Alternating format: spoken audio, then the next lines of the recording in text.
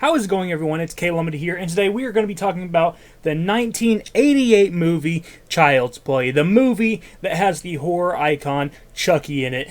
I have never seen this movie. In fact, I have never seen a single one of the Chucky movies, so this was my first one watched.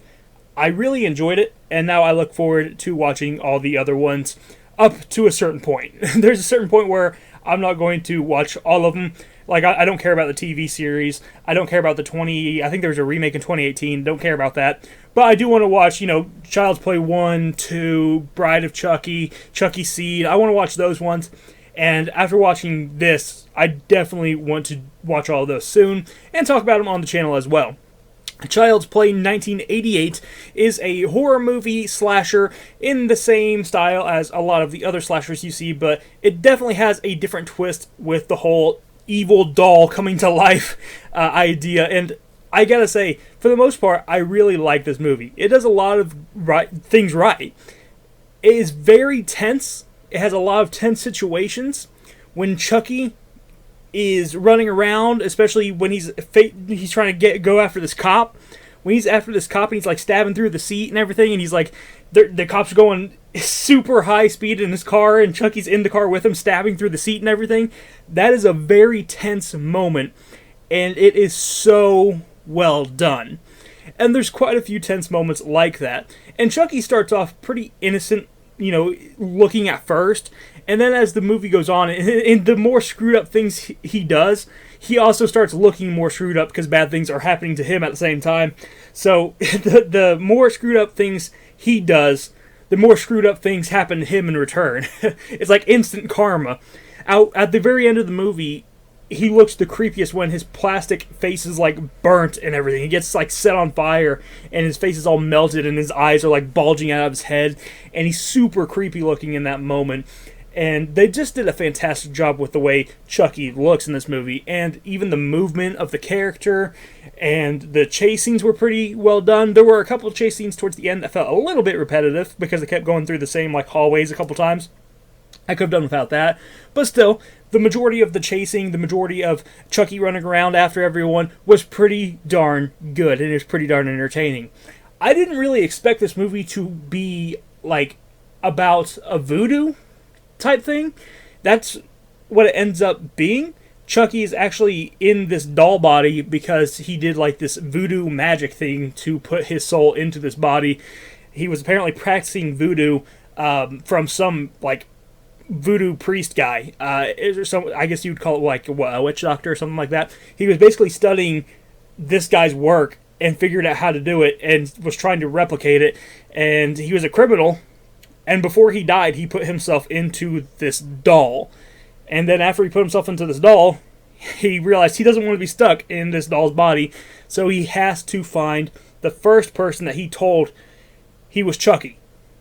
And he has to be able... That's the only other person he can actually put his soul into. And it just so happens to be a 6-year-old kid because he received it as a birthday present. So he has to try to put his soul inside this 6-year-old kid. And it's a wild ride. It's a lot of fun. It's a fun movie. There's not really a lot of gore or anything like that. There's just some blood and stuff like that. And I think this is one of the most important things. Horror movies just don't need gore. And this is a perfect example of it. This movie is a perfect example of it. Texas Chainsaw Massacre is a perfect example of it. You just don't need gore in a horror movie for it to be good. And now I'm not saying, like, you shouldn't have any gore in a movie. No, I'm not saying that. But I'm just saying that sometimes it's nice to have a little bit more of a tame experience when you're watching a movie. I don't need to see something like Brightburn constantly. Sometimes I like just seeing a movie that leaves something to the imagination. And this did that, and it did it very well. There's lots of explosions. There's lots of, gunfights and everything in this as well. And they are all done very well and very enjoyable. I really liked it. It was different than a lot of the other slashers I've seen. I can't believe it took me this long to watch, but hey, at least I finally watched it. And I thought all the acting was very good as well. And the music actually was pretty good as well. It wasn't like super noticeable, it wasn't super standout, but whenever I did notice it, it did sound pretty good and I did enjoy it. Like I said, all the acting is good. All the characters, I think, are likable. I mean, you have the mother of this boy literally running around trying to tell people that, okay, this doll actually is evil, it actually is killing people, and no one would believe her. And, I mean, that's the fair response. I mean, who would believe someone if they ran up to him and was just like, this doll literally is running around killing people with a knife and, you know, pushing people out windows? Like, you wouldn't believe that if it happened.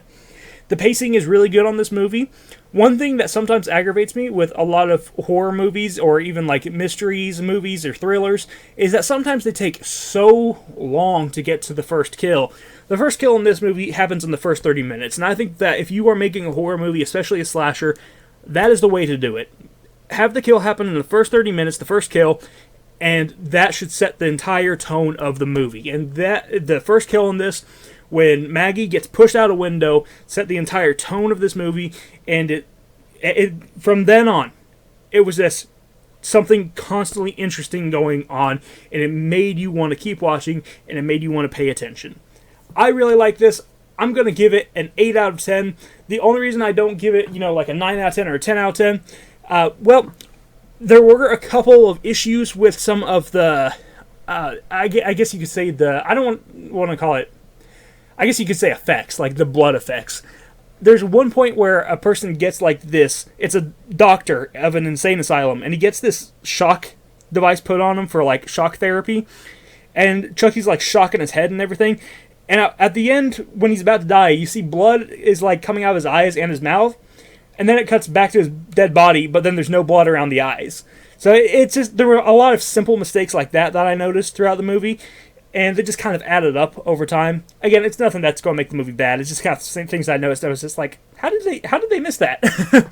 and just some things like that. And there also, towards the end, it did start getting almost comedic how many times Chucky started to come back.